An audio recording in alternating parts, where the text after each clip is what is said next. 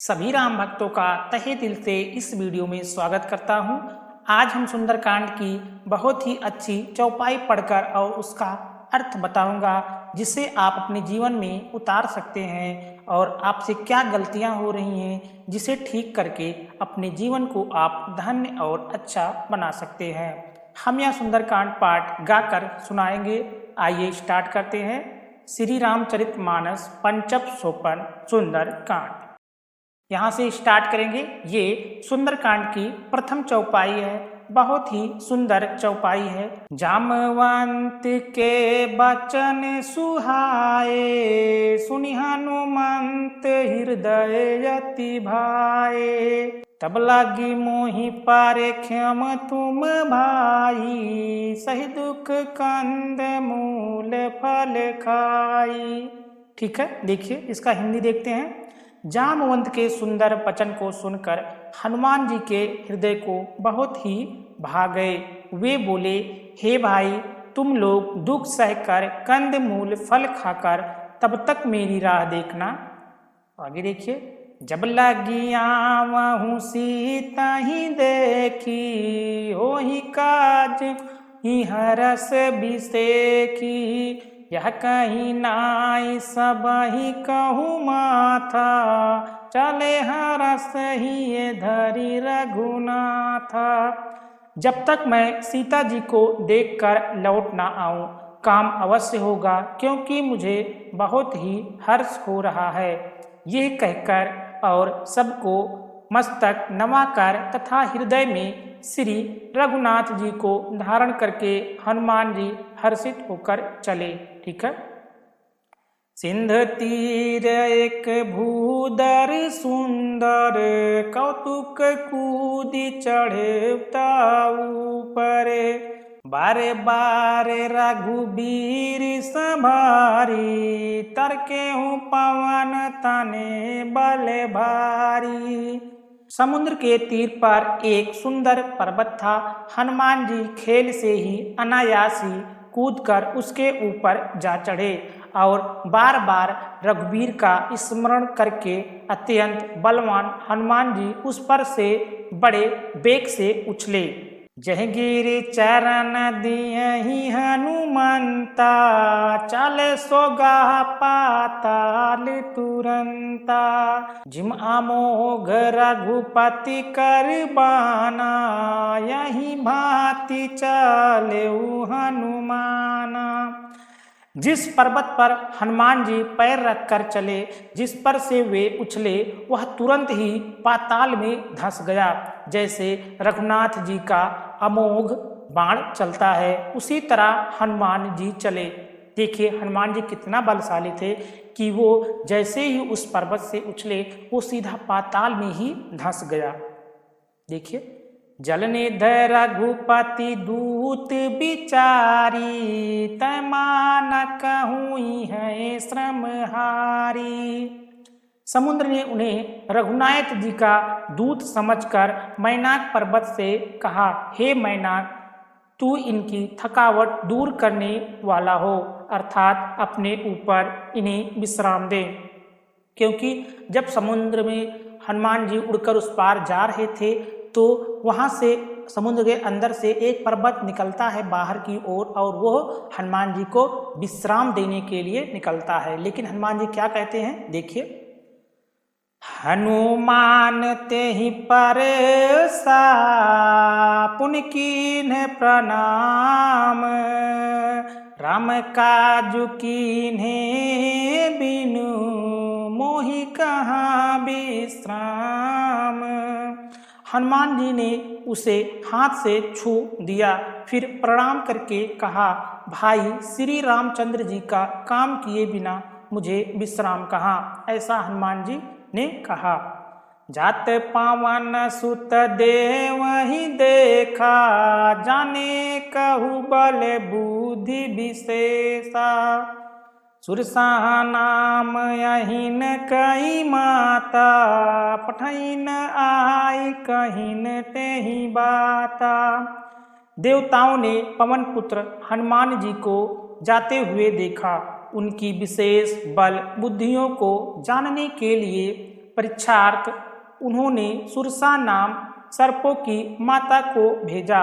उसने आकर हनुमान जी से यह बात कही, आज सुरन मोहि दीन यहारा, सुनत बचन कहा पवन कुमारा, राम काज करी फिर मैं आऊँ, सीता कई सुधि प्रभु सुनायहूँ। आज देवताओं ने मुझे भोजन दिया है। यह वचन सुनकर पवन कुमार हनुमान जी ने कहा, श्री राम जी का कार्य करके मैं लौट आऊं और सीता की खबर प्रभु को सुना दूं। तब तव बदन पैठऊँ आई, सत्य कहूँ मोहि जान दे माई, कौने हूँ जतन दियई नहीं जाना, ग्रसिष्ण मोह कहूँ हनुमाना। तब मैं आकर तुम्हारे मुख में घुस जाऊंगा, तुम मुझे खा लेना। हे माता, मैं सत्य कहता हूँ, अभी मुझे जाने दे। जब किसी भी उपाय से उसने जाने नहीं दिया, तब हनुमान जी ने कहा, तो फिर मुझे खा ले। जो जन भरते ही बदनु पसारा, कपितानु कीन दुगुन विस्तारा, सोराहा जो जन मुख ते ही ठहयु, तुरत पवन सुत 32 भयऊ। उसने योजन भर 4 कोस में मुंह फैलाया। तब हनुमान जी ने अपने शरीर को उससे दूना बढ़ा लिया। उसने 16 योजन का मुख किया।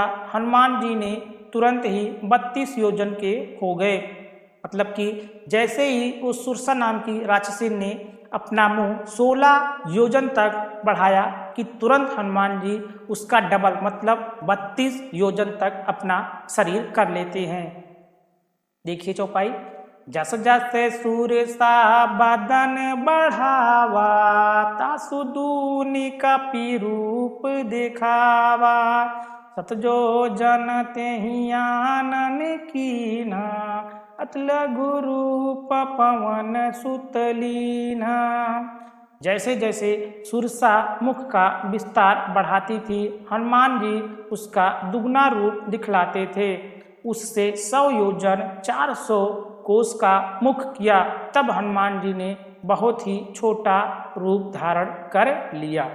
बदन पाइठ पुण्य बाहर जावा, मांगा विदत ही सिरुनावा, मोहि सुरन जहि लागी पठावा, बुद्धि बल मरम तोर मैं पावा। और वो उसके मुख में घुसकर तुरंत फिर बाहर निकल आए और उसे सिर नवाकर विदा मांगने लगे। उसने कहा, मैंने तुम्हारे बुद्धि बल का भेद पा लिया, जिसके लिए देवताओं ने मुझे भेजा था। राम काजु सब करी हूँ, तुम बुद्धि बल निधान, आशीष दे गई सो हरस चले हनुमान।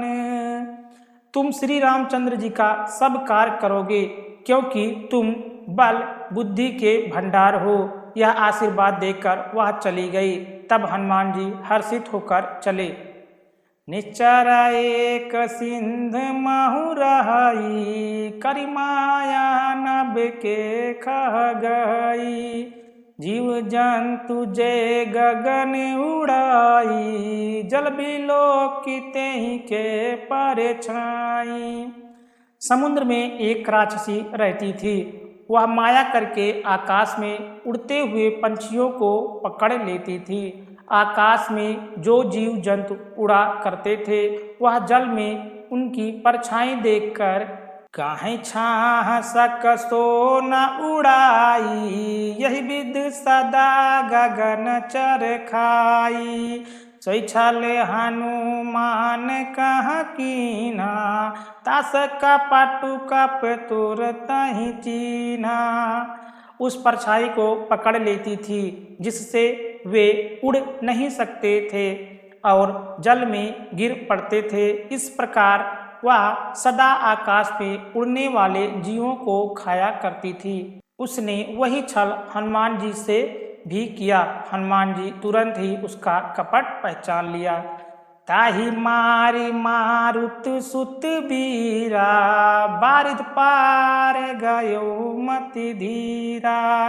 ताहाँ जाई देखी बन शोभा, गुंजत चचरिक मधुलोभा।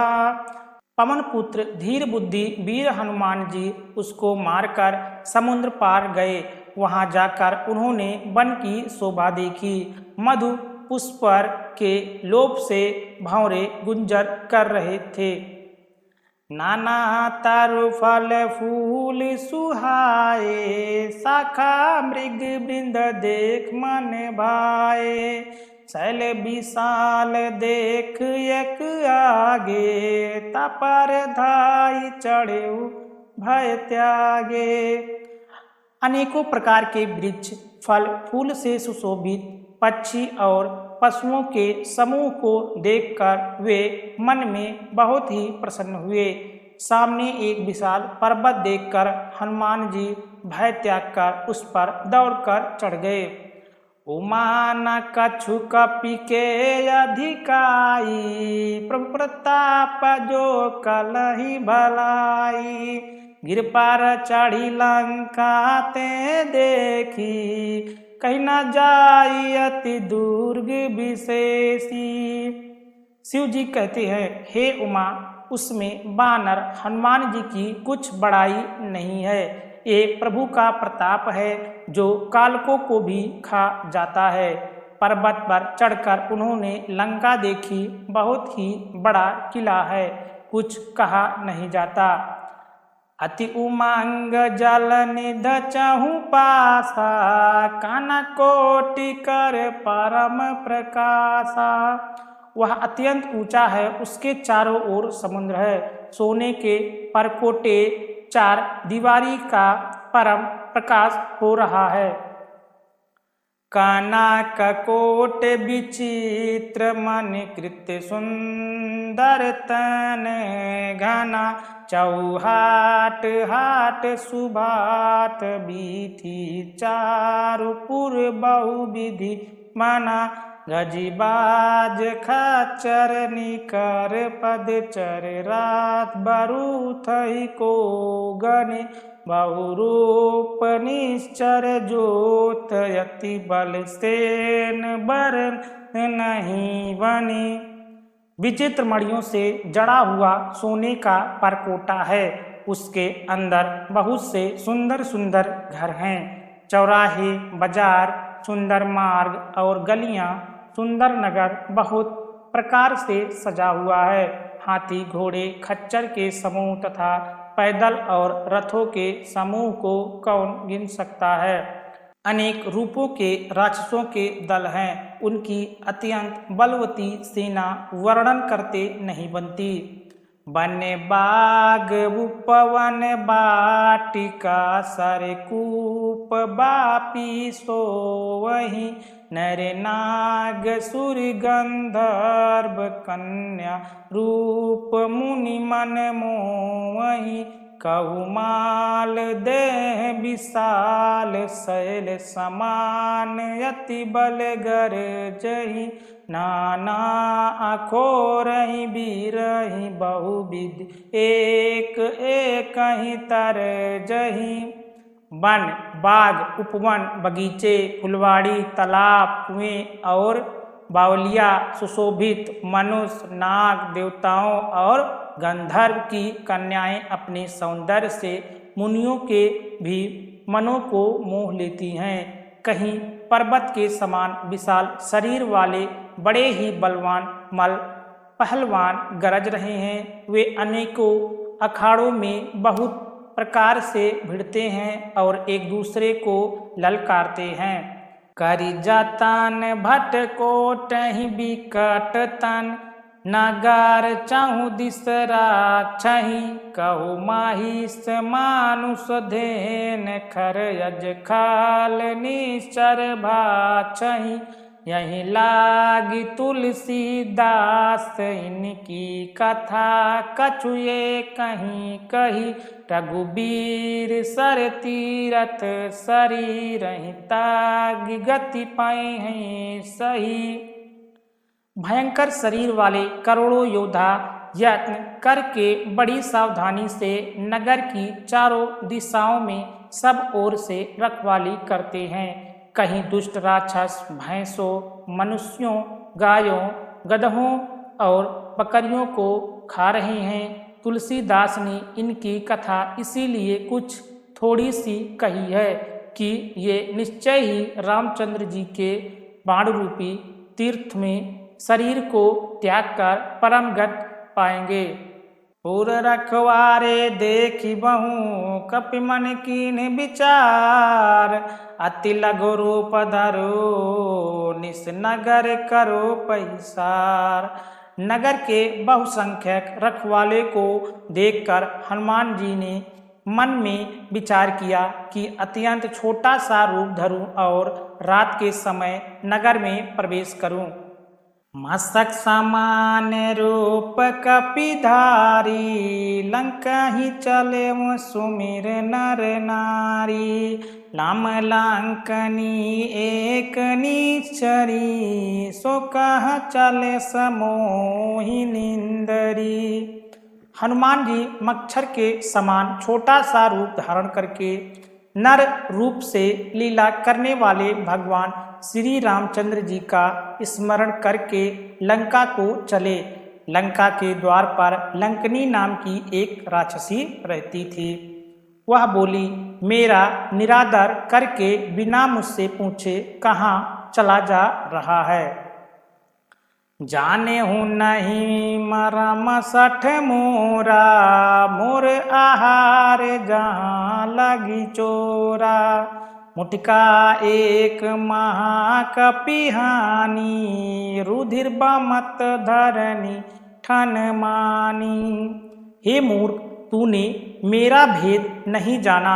जहाँ तक जितने चोर हैं वे सब मेरे आहार हैं। महाकप हनुमान जी ने उन्हें एक घूंसा मारा, जिससे वह खून की उल्टी करती हुई पृथ्वी पर लुढ़क पड़ी।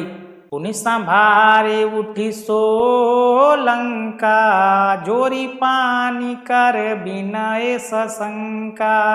जब रावण ब्रह्म बर दीना, चलत बिरंच कहाँ मोहि चीना।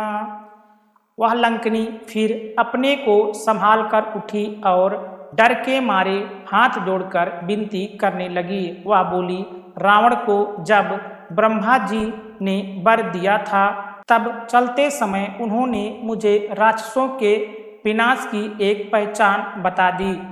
विकल हो सीते कपि के मारे, तब जान शनिचर संघारे। तात मोर यति पुण्य बहुता, देखे नयन राम कर दूता। जब तू बंदर के मार से व्याकुल हो जाए तब तू राक्षसों का संहार हुआ जान लेना। हे तात, मेरे बड़े पुण्य हैं जो मैंने श्री रामचंद्र जी के दूत यानी आपको नेत्रों से देख पाई। तात स्वर्ग अपवर्ग सुख, धर तुलायक अंग। तुलना ताहि सकल मिली, जो सुख लो सतसंग। देखिए, हे तात, स्वर्ग और मोक्ष के सब सुखों को तराजू के एक पलड़े में रखा जाए तो भी वे सब मिलकर दूसरे पलड़े पर भारी रखे हुए उस सुख के बराबर हो नहीं सकते जो लव मतलब क्षण मात्र के सत्य से होता है। देखिए, इस सुंदरकांड में कितनी अच्छी अच्छी चौपाई हैं। हम सुंदरकांड पढ़ते हैं लेकिन उनका अर्थ नहीं समझते हैं, ना समझने की कोशिश करते हैं। इस वीडियो में हम उन चौपाइयों का अर्थ बता रहे हैं। बहुत ही अच्छी अच्छी चौपाइयाँ हैं, बहुत कुछ सीखने को आपको जरूर मिलेगा। प्रविश नगर कीजे सब काजा, हृदय राख कौशलपुरी राजा। गारुल सुधारी पुकारहि मिताई, गोपद सिंध अनल शीतलाई। अयोध्यापुरी के राजा श्री रघुनाथ जी को हृदय में रखे हुए नगर में प्रवेश करके सब काम कीजिए, उसके लिए विष अमृत हो जाता है, शत्रु मित्रता करने लगता है, समुद्र गाय के खुर के बराबर हो जाता है, अग्रिम में शीतलता आ जाती है। देखिए इस चौपाई से हमें क्या सीखने को मिला, कितनी अच्छी अच्छी बातें राम जी के लिए बोली जा रही हैं कि उनका नाम लेकर अपने हृदय में भय नहीं पालना चाहिए। आगे देखिए, गरुड़ सुमेरु रेणु समताही, राम कृपा करि चितवा जाही। अतुल्य गुरूप धरऊँ हनुमाना, बैठा नगर सुमिर भगवाना। देखिए इसका अर्थ, और हे गरुड़ जी, सुमेर पर्वत उसके लिए रज के समान हो जाता है, जिसे रामचंद्र जी ने एक बार कृपा करके देख लिया। तब हनुमान जी ने बहुत ही छोटा रूप धारण किया और भगवान का स्मरण करके नगर में प्रवेश किया। मंदिर मंदिर प्रति कर शोभा, देखे जहाँ तहाँ अगणित जोधा। गायों दसानन मंदिर माही, अति विचित्र कहीं जात सोनाही। उन्होंने एक एक करके प्रत्येक महल की खोज की, जहाँ तहाँ असंख्य योद्धा देखे। फिर वे रावण के महल में गए, वह अत्यंत विचित्र था, जिसका वर्णन नहीं हो सकता। शयन किए देखा कपिते ही, मंदिर महु न दीख बाय देही। भवन एक पुण्य दीख सुहावा, हरि मंदिर तह भिन्न बनावा। हनुमान जी उस रावण को शयन किए देखा, परंतु महल में जानकी जी नहीं दिखाई दी। फिर एक सुंदर महल दिखाई दिया, वहाँ उसमें भगवान का एक अलग मंदिर बना हुआ था। दोहा देखिए, रामायुध अंकित गृह शोभा, बरन न जाए। नौ तुलसी का वृंद तेहि, देखी हरस कपीराय। वह महल श्री राम जी के आयुध धनुष बाण के चिन्हों से अंकित था, उसकी शोभा वर्णन नहीं की जा सकती थी। वहाँ नवीन तुलसी के वृक्ष समूहों को देखकर कपिराज हनुमान जी हर्षित हुए। लंका निश्चर निकर निवासा, इहाँ कहाँ साजन कर बासा। मन माहु तारक करे कपिलागा, तेहि समय विभीषण जागा।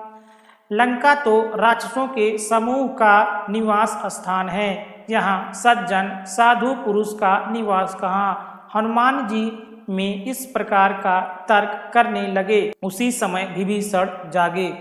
राम राम तेहि सुमिरन कीन्हा, हृदय हरषि कपि सज्जन चीन्हा। यही सन हटि करियहु पहिचानी, साधु तेहुई न कारज हानि। उन्होंने विभीषण ने राम नाम का स्मरण किया, उच्चारण किया। हनुमान जी ने उन्हें सज्जन जाना और हृदय में हर्षित हुए। हनुमान जी ने विचार किया कि इनसे हट करके अपनी ओर से परिचय करूँगा, क्योंकि साधु से कार्य की हानि नहीं होती, प्रस्तुति लाभ ही होता है। विप्र रूप धरि बचन सुनाए, सुनत विभीषण उठि तहाँ आए। करि प्रणाम पूछी कुशलाई, विप्र कहूँ निज कथा सुनाई। ब्राह्मण का रूप धारण करके हनुमान जी ने उन्हें वचन सुनाए, पुकारा।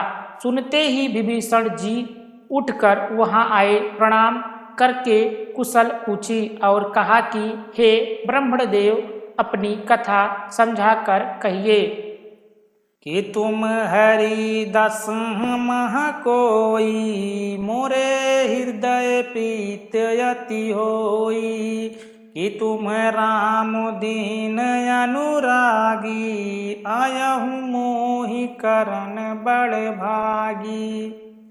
क्या आप हरि भक्तों में से कोई हैं? क्योंकि आपको देखकर मेरे हृदय में अत्यंत प्रेम उबड़ रहा है। अथवा क्या आप दिनों से प्रेम करने वाले स्वयं राम जी ही हैं, जो मुझे बड़ भागी बनाने घर बैठे दर्शन देकर कृतार्थ करने आए हैं। दोहा देखिए। तब हनुमंत कही सब राम कथा निज नाम, और सुनत जुगल तन पुलक मन, मगन सुमिर गुणग्राम। तब हनुमान जी ने श्री रामचंद्र जी की सारी कथा कहकर अपना नाम बताया।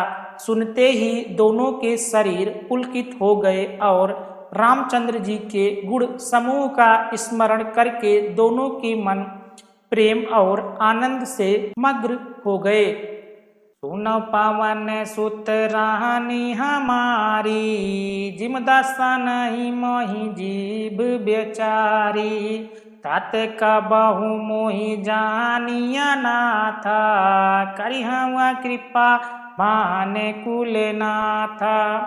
विभीषण जी ने कहा, हे पवन पुत्र, मेरी रहनी सुनो। मैं यहाँ वैसे ही रहता हूँ जैसे दांतों के बीच में बेचारी जीव। हे तात, मुझे अनाथ जानकर सूरकुल के नाथ श्री रामचंद्र जी क्या कभी मुझ पर कृपा करेंगे? ऐसा उन्होंने कहा। विभीषण जी ने बहुत ही प्यारी बात कही। आगे देखिए। तामस तन कछु साधन नाही, प्रीति न पद सरोज मन माही, अब मोहि भा भरोस हनुमंता, बिन हरि कृपा मिलहि नहीं संता। मेरा तामसी राक्षस शरीर होने से साधन में कुछ बनता नहीं और ना मन में श्री रामचंद्र जी के चरण कमलों में प्रेम ही है। परंतु हे हनुमान, अब मुझे विश्वास हो गया श्री राम जी की मुझ पर कृपा है, क्योंकि हर की कृपा के बिना संत नहीं मिलते हैं। कितनी प्यारी बात लिखी है। अगर आपके द्वार पर या कहीं आपको संत के दर्शन होते हैं तो समझ लेना ये प्रभु की इच्छा है, तभी आप उनके दर्शन कर पा रहे हैं। जौ रघुबीर अनुग्रह कीन्हा, तौ तुम मोहि दरसु हठ दीन्हा, सुनो विभीषण प्रभु के रीति, कर सदा सेवक पर प्रीति। जब रघुबीर जी ने कृपा की है तभी तो आपने मुझे हट करके अपनी ओर से दर्शन दिए हैं। हनुमान जी ने कहा, हे विभीषण जी सुनिए, प्रभु की यही रीति है कि वो सेवक पर सदा ही प्रेम किया करते हैं। काहु कवन माय परम कुलीना, कपि चंचला सबहि विधीना, प्रातलियई जो नाम हारा, तहि दिन ताहि न मिले हारा। भला कहिए मैं ही कौन बड़ा कुलीन हूँ, जाति का चंचल वानर हूँ और सब प्रकार से नीच हूँ। प्रातः काल जो हम लोगों बंदरों का नाम ले ले तो उसे दिन में भोजन ना मिले। दोहा देखिए। असमय अधम सखा सोने मोह पर रघुबीर, और कीन्ही कृपा सुमेर गुण भरे बिलोचन नीर। हे सखा सुनिए, मैं ऐसा अधम हूँ, पर श्री रामचंद्र जी ने तो मुझ पर भी कृपा की है। भगवान के गुणों का स्मरण करके हनुमान जी दोनों नेत्रों में प्रेमांसुओं को जल भर आया। जानत हूँ यस स्वामी बिसारी, फिरते कहे ना मोहि सुखारी। यही विधि कहत राम गुण ग्रामा, पावा अनिवर्च विश्रामा। जो जानते हुए भी ऐसे स्वामी रघुवीर जी को भुलाकर विषयों के पीछे भटकते फिरते हैं, वे दुखी क्यों ना हो। इस प्रकार श्री रामचंद्र जी के गुण समूह को करते हुए उन्होंने अनिवार्चनीय परम शांति प्राप्त की। आज का वीडियो हमारा यहीं पे समाप्त होता है। वीडियो काफ़ी लंबा हो जा रहा है, आगे की वीडियो को हम यहीं से स्टार्ट करते हैं। अगर आपको वीडियो अच्छा लगा तो वीडियो को लाइक करके चैनल को सब्सक्राइब करना ना भूलें। मिलते हैं फिर अगली वीडियो में। जय श्री राम दोस्तों।